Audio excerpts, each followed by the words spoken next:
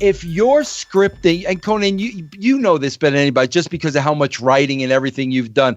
If you're scripting every word for everybody to say, and you're telling them they can't go off script, here's the bottom line: you don't trust that talent. If you don't trust that talent, why the hell are they on the roster? If you have a talent you don't trust that can go out there and perform, why are they even on the roster? Well, what happens is that I think nowadays, like what I do, for example, and I'm sure you probably work the same way, is if I know somebody can hit a good promo, I just give them bullet points and let them do their thing. Obviously, we know there are some people that don't know how to talk, and you have to kind of write shit for them because you want them to get over. But you're right, bro. There's just there's a monotony about everything being written for you and you talking in words that you wouldn't use. That's why in WWE, they bury themselves so much because they use so much sophomoric humor and shit that nobody say. And if you look at Impact, you know, we're talking more like organic. Tell us a story about like when you like how Steve Austin would like if he didn't want to do First of all, Glenn, I'll tell you this. I did not dare write shit for Steve Austin. I mean, right off the bat, I know I'm the one that is given Steve Austin is creative. I cannot give Steve Austin shit. I mean, absolutely not. I had to write, my writing had to be just as good as Austin's performance. So right off the get-go, bro, I'm writing this week's TV for Austin like this is the last TV show I'm ever writing. Because if it's bad, Steve's going to look at me and say, like, are you out of your effing mind? I couldn't do that. How many times did that happen? Never. How many times did Steve question like stuff you wrote? Like bro, say something? You know what would happen with Steve, Glenn? Here's what would when you were in the WWE and you guys were doing well, okay, and you were during the Attitude Era, who would compete with you? Like if you wrote something they didn't like and they would say something. I'm not doing that, you know? Well, no, I'll tell you. Let me tell you about Steven and Rock so you understand this, okay? Here was the problem with Austin. He rose to Stone Cold and you guys will both understand this. He rose to greatness with that character so quickly. He thought in the back of his mind, because you know wrestlers were paranoia. So once he became so hot so fast, Steve was worried about losing it just as quick. So everything I wrote, bro, it could have been Shakespeare. He would look to poke holes in it because he did not want to go back down the food chain. Like, here's the perfect example. Like something like this, like when I wrote for him to drive in the beer truck, okay? When I first wrote that idea to him and I presented it to him, he kind of looked at me and this is exactly what he said. He goes, well, Vince, I don't understand. Why can't I just drive my pickup in the arena? And I said, Steve, anybody can drive a pickup into the arena. You're the only freaking guy that's going to drive a, 18-wheel freaking beer truck in the arena. But it was like which is part of your gimmick too. Exactly, that idea was great. Yeah, but visually great, and it was great. He was so paranoid, bro, and rightfully so. Bro, as you know, Vince, most top stars are. Yeah, and they should once be. They get up there. Yes. Once they get up there, like, oh fuck, what if I fall tomorrow? I want to go back renting cars and fucking to a room and all that. Yes, and Konnan, I understood that completely. That's why I never had an issue with him. I understood it. Guys, let me tell you why Rock is the world's most famous movie star on this planet, making more money than we'll ever see. Here were my dealings with The Rock, okay? And this is a shout out to Daniel Bryan and AJ Styles, because guys, you looked foolish last night. I'm telling you that because I'm fans of yours. People don't know who the writer is. Some people don't even know this stuff is scripted. Guys, every time with The Rock, Rock was a lot like Vince. I had to write Shakespeare for The Rock, bro. I can't give The Rock shit, Konnan. Bro, these guys are so high on top. Everything we write, it's got a top last week and top.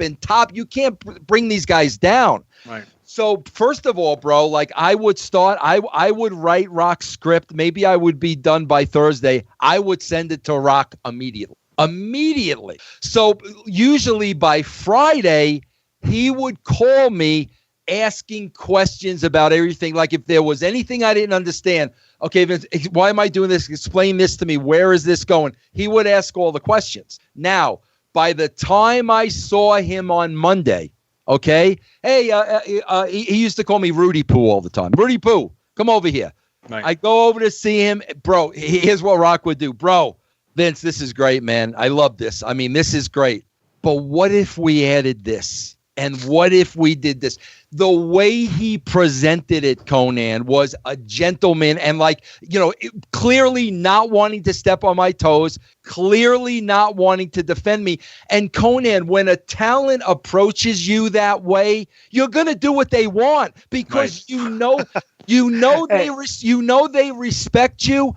And you respect them because they put the time to look into it. And, bro, Konnan, there's a big difference with somebody coming to you and saying, hey, Vince, this sucks. And then somebody coming to you and saying, Vince, this is really good, but what if we did this? There's a way to do it, bro. I mean, come on. You know what that is a classic example of? What? Compliment question. You compliment the guy, and then he says, hey, what if we did this, though? And that's effective. That's the Sapphire's protocol. That works. And that's the thing, Glenn. I knew what they were doing. I mean, I've been in the situation enough, but the fact that they respected me enough to do it that way, bro, it was like, Rock, we'll do whatever you want. Exactly, Vince. When somebody comes up to go, well, this sucks. I'm not going to do it. You're a dumbass. And you're like, all right, well, what do you want to do? Well, I'm not the writer. Yeah, exactly. There you go. Right. That's exactly it, Konnan. So that's Rock. I tell this to everybody, bro. Rock was smarter than everybody else, bro. Right. He's not in that spot by chance. Right. He was smarter than everybody else. Right.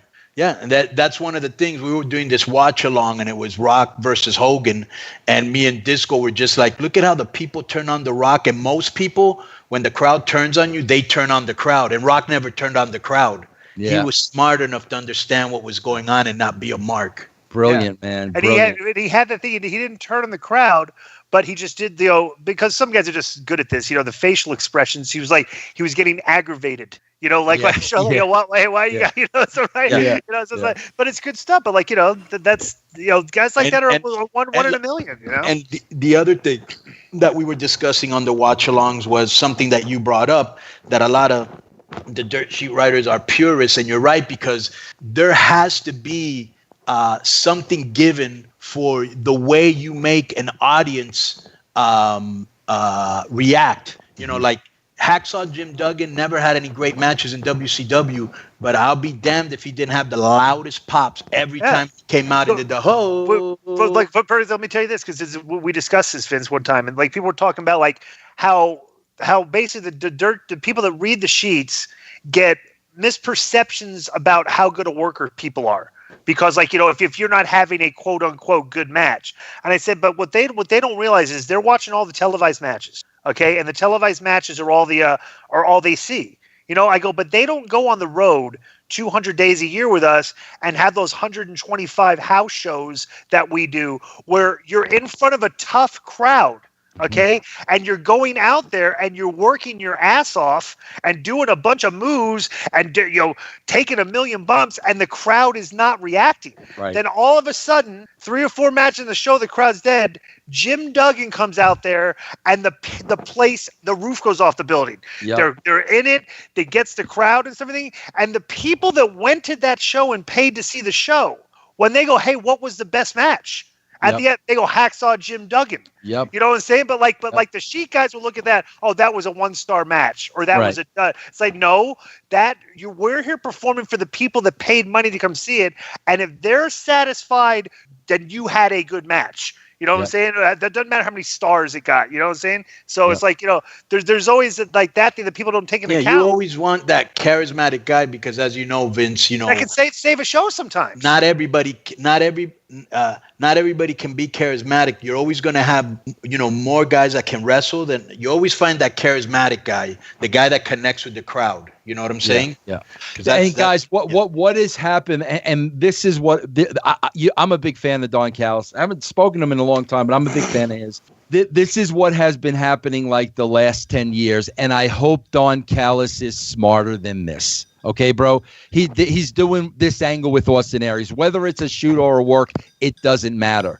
But this has been the formula for the last 10 years. They do an angle like this. It's not a Aries in a 5-star wrestling match, so they're going to bury the shit out of it. They're also going to bury the shit out of it because they don't know if it's a work or a shoot, and they don't like to be fooled.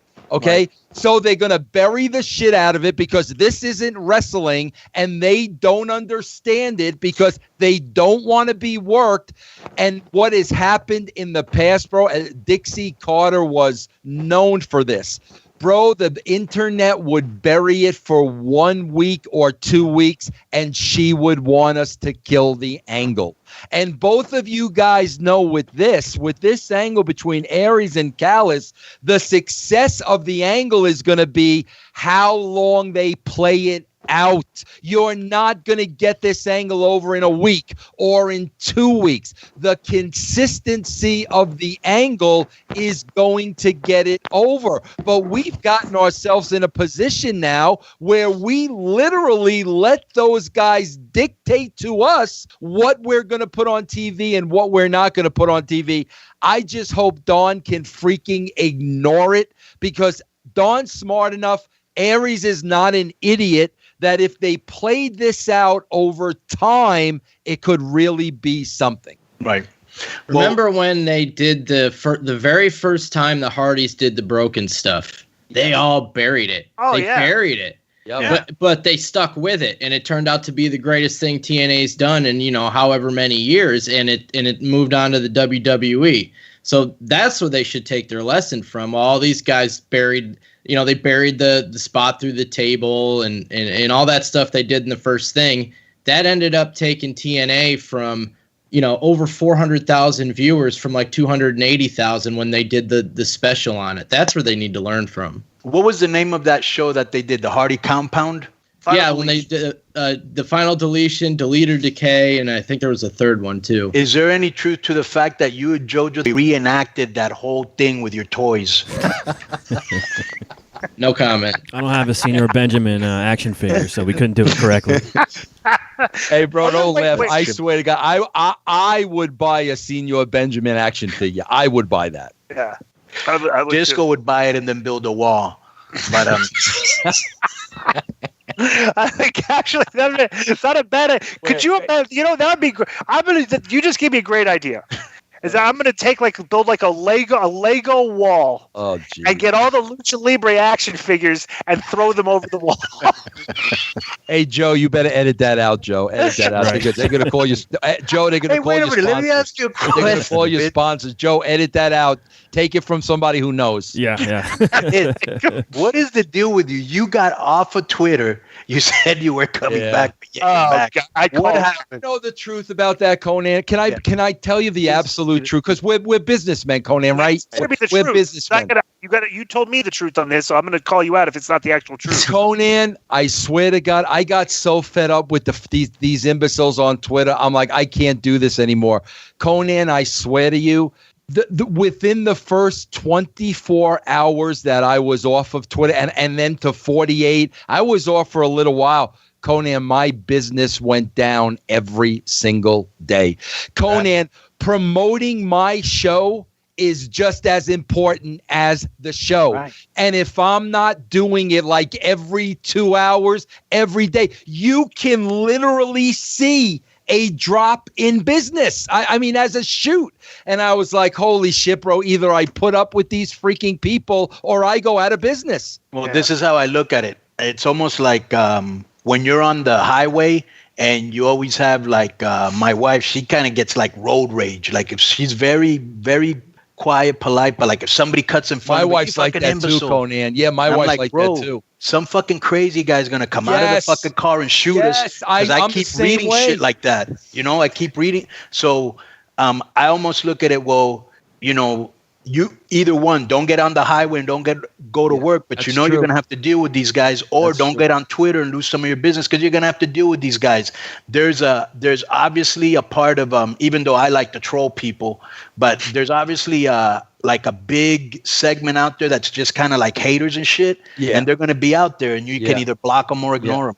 Konnan, I swear to God, I'm sitting in the passenger side. I don't know if your wife does this, bro.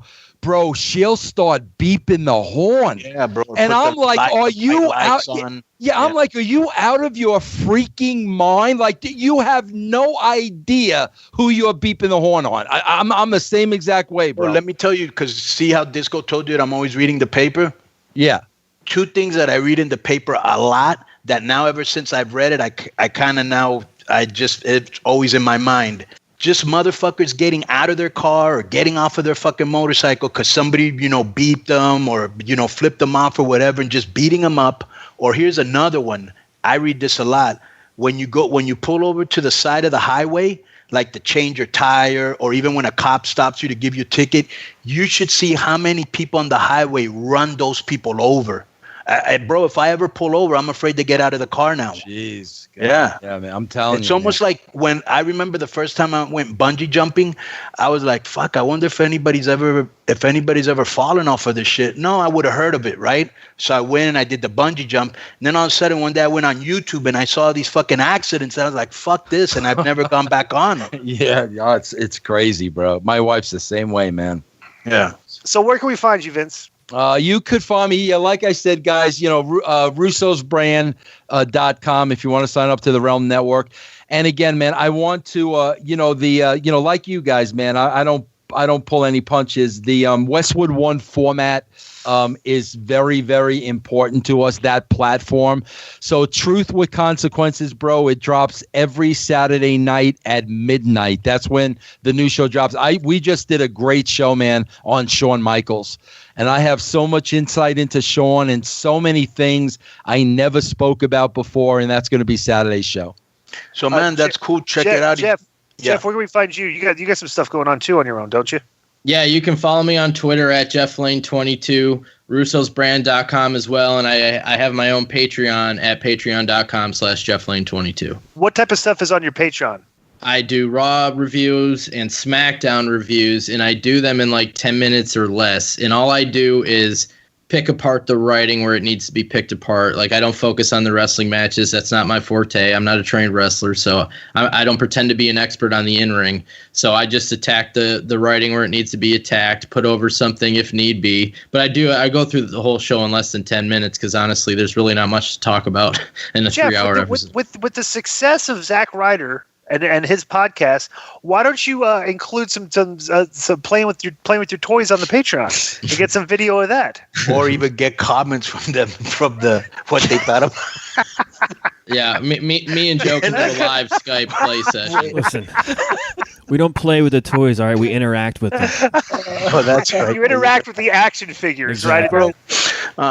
So I just want to tell everybody, Vince is always entertaining, always controversial, always 100%, man. Check out his shows, like the one, The Truth and Consequences. I know you did one, like you said, on Cornette. I think you did one on, who else did you do one on? You did one Shawn Michaels? I did. Well, Shawn Michaels is coming up, but I also did one on when Hogan and Bischoff came into TNA. A lot of stuff people don't know about. So this is firsthand account of somebody that was there, somebody that was lived it, not somebody that heard it secondhand. And tune into Lions, Tigers, Bears. You really want to see the truth, because on this show, Disco's a little different. You want to see the true louse. Right. Tune into Lions, Tigers, Bears, and Disco on Friday. You'll see the true Disco. Grouchy Disco. Right. Yeah. Well, that's fake. That's completely fake news. Where can people find you on Twitter, Vince? I am at the Vince Russo. Are you on Facebook or anything else? No, pretty much just Twitter most of it. But Twitch. I'm on Twitch a lot, and you could find me on Twitch at Vince Russo Live. All right. Man, I want to thank you and Jeff for being on the show. We still need to do that album show. Yes. And one last thing. Are you still smoking or no? I do the gummies, Konnan, because I can't handle the smoking, but I do the gummies just to fall asleep at night. All right. Well, you and me still have to blaze. We haven't blazed. A long time. Long time, bro. All right. Time. Be good, my brother. Take care. Love you guys, care, man. Thanks for having us on, man. Thank you. Thanks a lot, guys. Thanks, Jeff. I see that. Peace.